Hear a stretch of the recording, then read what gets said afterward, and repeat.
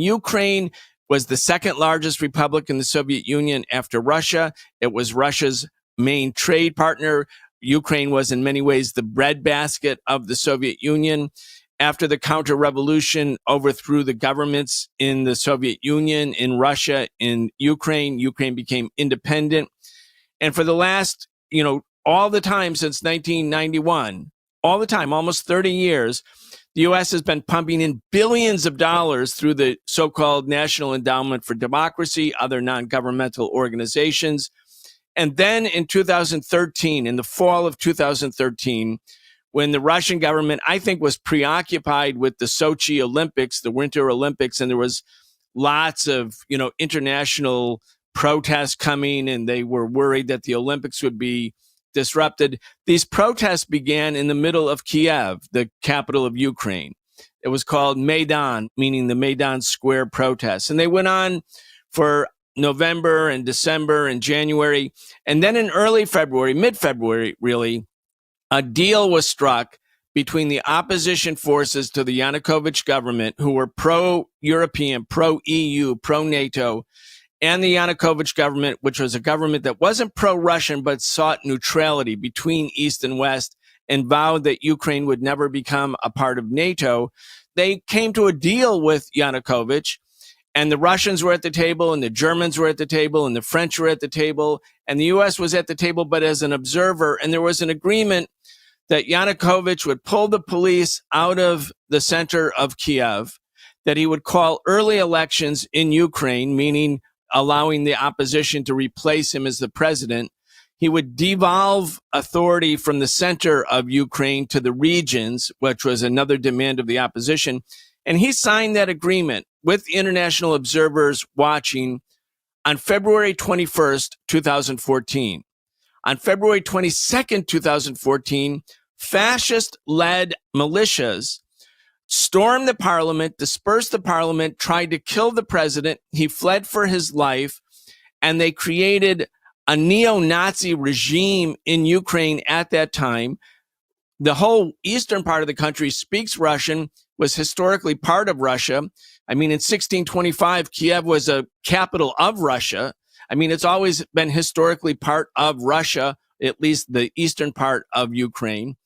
They banned the Russian language, and they made it clear that they were going to join NATO. Now, at that moment, the U.S. thought, and by the way, John McCain, Hillary Clinton spokespersons, they were all in Maidan. They were handing out cookies to the protesters. The U.S. government, both parties, joint operation, all the U.S. media cheering them on, saying this was the greatest day for Ukrainian democracy when the fascists stormed the parliament and dispersed the government.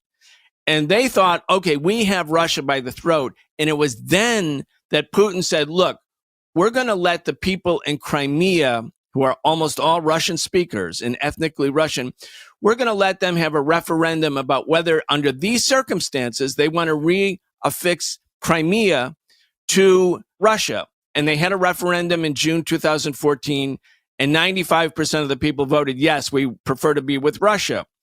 Crimea had always been part of Russia. It was only given to Ukraine in 1954 by Nikita Khrushchev when Ukraine and Russia were part of the same country, the Soviet Union.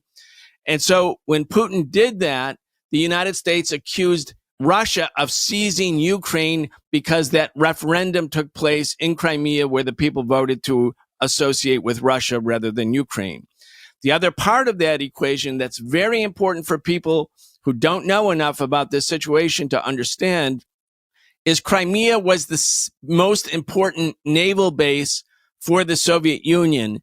And after the Soviet Union collapsed, after the Soviet Federation or Union broke up, there was an agreement between the Ukrainian, now independent Ukrainian government and the Russian government that the Black Sea Fleet, the Russian Black Sea Naval Base, the largest military installation that Russia has, would remain part of Russia, even though Crimea was technically a part of Ukraine.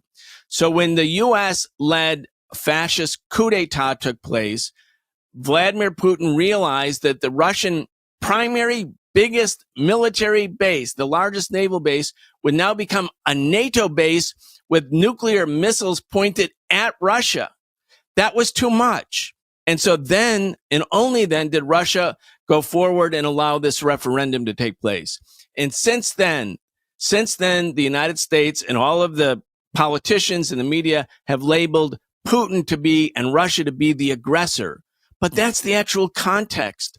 And so Russia now feels that Ukraine, which was the exact, planes through which Hitler invaded the Soviet Union in June 1941, what Putin is saying is, this is a red line for us. We are not going to allow Ukraine, formerly our biggest ally, the second biggest republic in the Soviet Union, to be used by NATO to prepare for an invasion of Russia.